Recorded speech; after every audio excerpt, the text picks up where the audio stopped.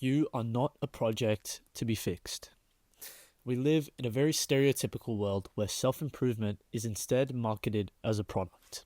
Every single day, you're told to optimize, to hack your life, to upgrade your habits, your mind, your body, as if you're a broken machine that needs to be, at the right patch update or the newest operating software. However, you are not a project. You're not some defective prototype waiting to be released or waiting to be reassembled. Matter of fact, you're a person. You are you. You are a real human being. Many of us will walk around with such a quiet shame that who we are right now isn't enough. And that is what we call growth. Sometimes people consider this oiling up the machine as growth. However, it isn't growth. Instead, it's rejection wearing a mask. It's constantly tweaking yourself and reading the next book and trying the next routine and finding the next flaw and fixing it. And eventually, it can form into self-abandonment. The message beneath all of it simply becomes, I'll only love myself when I'm better. But love that waits on conditions isn't true love. Instead, it's a transaction. And don't get me wrong, self-reflection obviously matters. Improving yourself is obviously one of the biggest things that every person has to do every day. However, responsibility also matters. Healing also matters. However, healing isn't about constant tweaking. Responsibility isn't about constantly telling yourself you're not good enough.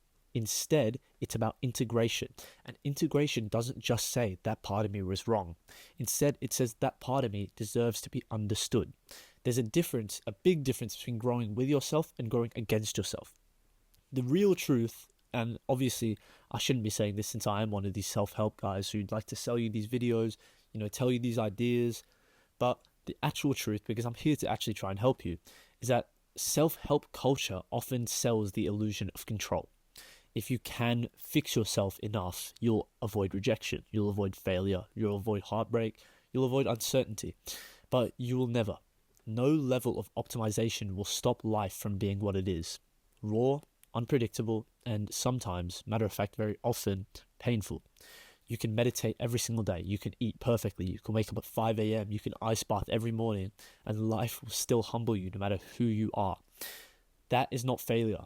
That is the biggest characteristic of being human. That is the predecessor to success.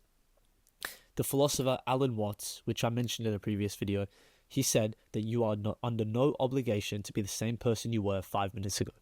That kind of fluidity is beautiful, but it also reminds you that you're not meant to be a static project. There's another quote. I'll just get the refresher. Basically, so many people have definitely heard this. It goes like, the same man cannot step into the same river, for either the man has changed and the river has changed. I think I fucked it up, but the river changes, as do you. Every single day, every single minute, every single second, something will change within your life. You are supposed to move. Like I said, you're not meant to be a static project. Instead, you're meant to adapt, you're meant to shift, you're meant to evolve. However, none of that has to come from a place of disgust with who you currently are. What if you're not broken? What if instead you're simply becoming? The paradox is this.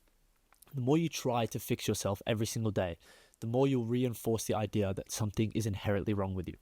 It becomes a negative feedback loop of sorts. You'll read a self-help book to fix your anxiety, but then the book tells you that having anxiety is a failure. You'll start to belittle yourself for having a failure of discipline or failure of mindset, so now you're anxious about being anxious.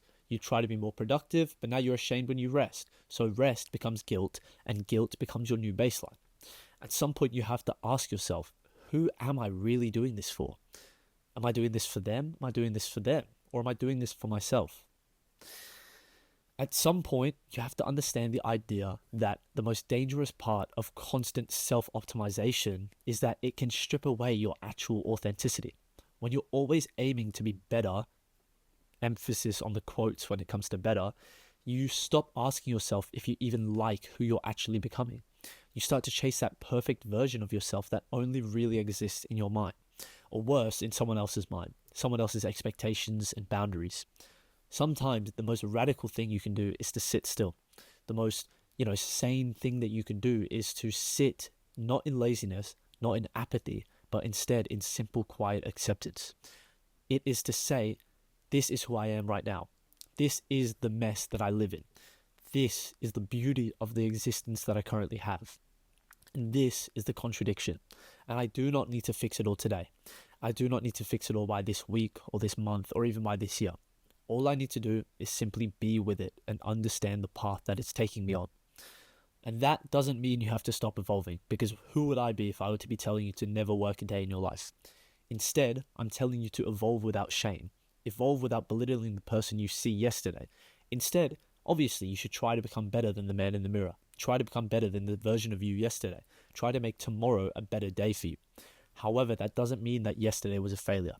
Just because you didn't meditate yesterday doesn't mean you failed. You're overlooking the other things you did. Maybe you journaled, you woke up early, you did the work in the morning when you didn't want to do it. That doesn't mean yesterday was a failure simply because you didn't meditate. People spend so much time trying to get there, when there, which whatever it is, wherever it is simply a rendition of here. It's simply the other version of where you currently are.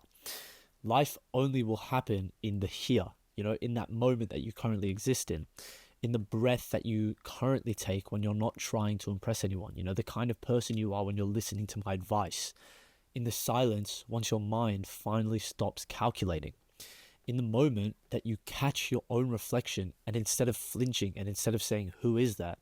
you understand that that is you in the mirror. You are allowed to have edges. You are allowed to carry scars. Don't let anybody tell you that you're not, because you are allowed to be a paradox in this crazy world.